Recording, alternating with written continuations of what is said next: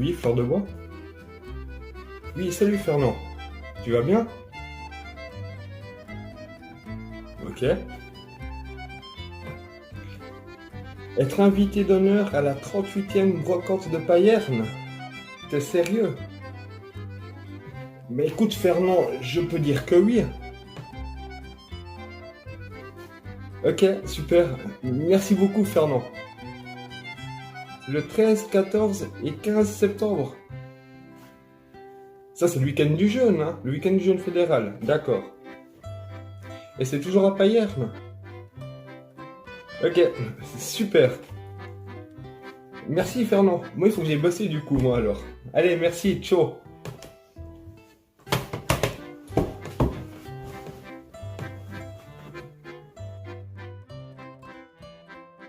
Salut à tous, j'espère que vous allez bien. Je te fais une petite vie d'atelier parce qu'il m'arrive un truc assez exceptionnel. Quelque chose qu'au début de la chaîne Fleur de Bois, j'aurais jamais cru que ça allait m'arriver. Alors c'est même pas un partenariat, c'est pas du placement de produits, c'est rien de tout ça. Ça fait plusieurs années que je participe à des brocantes avec mes parents, dont la brocante de Payerne. On a arrêté maintenant, mais on y a participé bien quelques années. Et puis moi j'étais encore gamin à l'école, les premières fois que j'y allais. Et là, Fernand Plumetta, l'organisateur de la brocante, m'invite comme invité d'honneur pour présenter mes créations et ma passion. Donc c'est un truc juste assez exceptionnel. Une brocante qui va se dérouler le week-end du jeûne fédéral mi-septembre, le vendredi 13, samedi 14 et dimanche 15 septembre.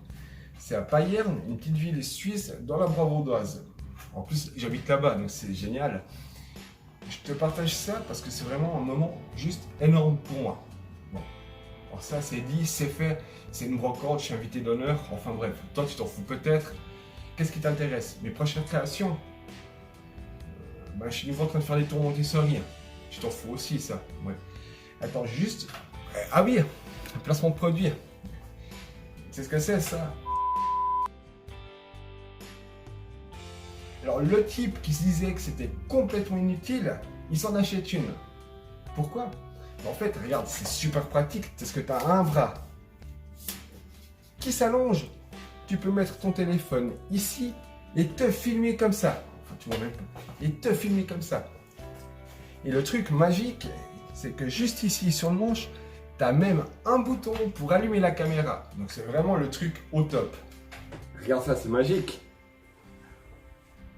Et c'est le truc vraiment génial, quoi. Enfin bref, ce truc est super utile quand tu fais des vidéos. Regarde, je peux me déplacer dans l'atelier et tu me vois toujours. C'est top, hein.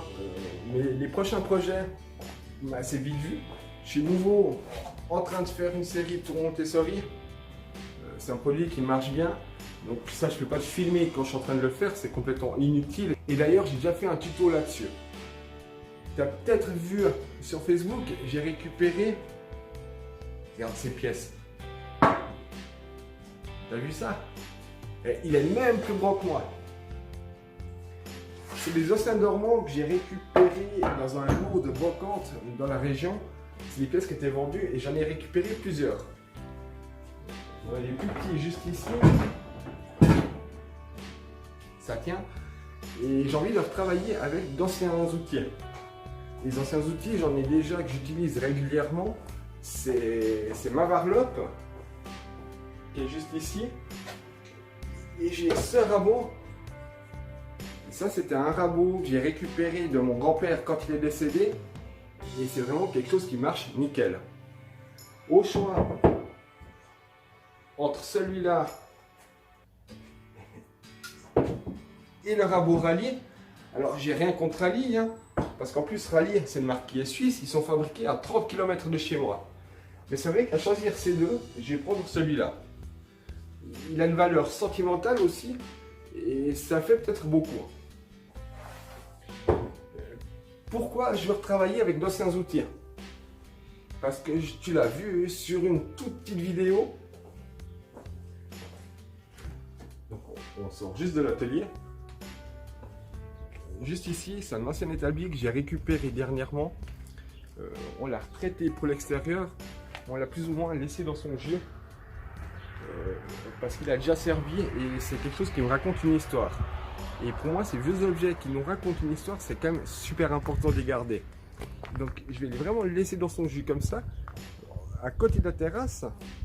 Et donc en plus il peut servir pour boire un verre dessus, c'est vraiment un truc au top, c'est un bon outil de travail.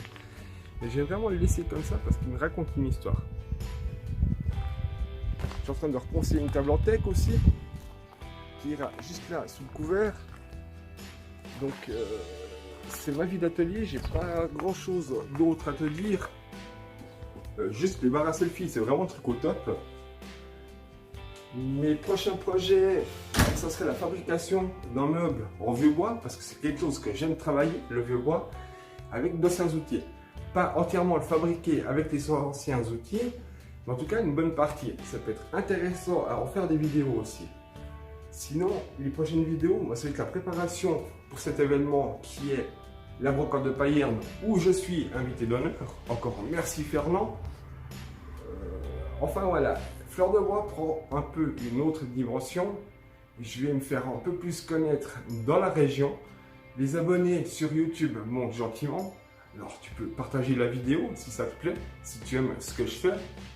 Et j'ai envie de donner une autre dimension aux bricoleurs francophones. On est des dizaines, voire peut-être même des centaines, à partager notre passion sur les réseaux sociaux, que ce soit sur Instagram, Facebook et YouTube. Et je pense que certains ne sont pas assez mis en avant. Donc j'ai aussi envie de faire quelque chose pour ça. Moi je te dis à bientôt pour de prochaines vidéos. Là c'était juste un mini vlog parce que j'ai envie de te parler de ça. C'est sûrement pas très intéressant pour toi, mais c'est ma vie d'atelier. Donc moi je te la partage parce que c'est ma passion. Alors je te dis à bientôt. Allez, salut, bye, ciao.